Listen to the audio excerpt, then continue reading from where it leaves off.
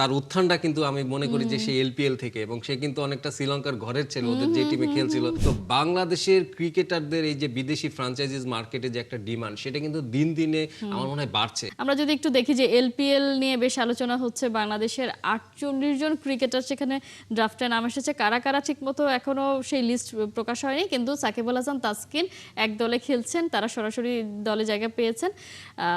এই ব্যাপারটা যে আমরা সবসময় দেখি বোলাররাই আসলে জায়গা পায়, ব্যাটারদের কথা যদি বলি এলপিএল এ ব্যাটাররাও পায়, কিন্তু সেইভাবে হয়তো তারা যেভাবে আসলে আমরা এক্সপেক্ট করি সেটা হয় না। কিন্তু আমরা তো আসলে চাই যে আমাদের ব্যাটাররাও আসলে দেশের বাইরে যখন ফ্র্যাঞ্চাইজি ক্রিকেট লিগ খেলতে যাবে তখন তারা একদম খুলে খেলবে, আমরা দেখবো যে 4 ছক্কায় মাতিয়ে দেবে। না, আপনি এলপিএল এর কথা যদি বলেন, এলপিএল এ কিন্তু আমাদের তাওহিদ হৃদয় কিন্তু একটা তার উত্থানটা কিন্তু আমি মনে করি যে সেই এলপিএল থেকে, এবং সে কিন্তু অনেকটা শ্রীলঙ্কার ঘরের ছেলে, ওদের যে টিমে খেলছিল।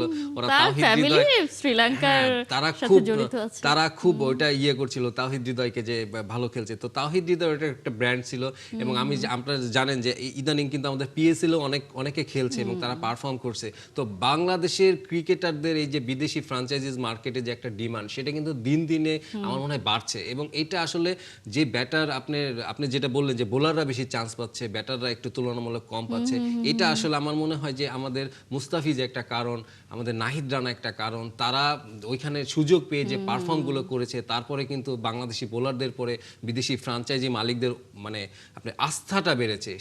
সেই তুলনায় কিন্তু ব্যাটারদের কম। আপনি লিটনের কথাই যদি বলেন, লিটন কলকাতা নাইট রাইডার্সের একটি ম্যাচ খেলেছিল, একটি স্ট্যাম্পিং মিস করেছিল, ওটা হচ্ছে তার ব্রেন ফেড হয়ে গেছিল মনে হয়।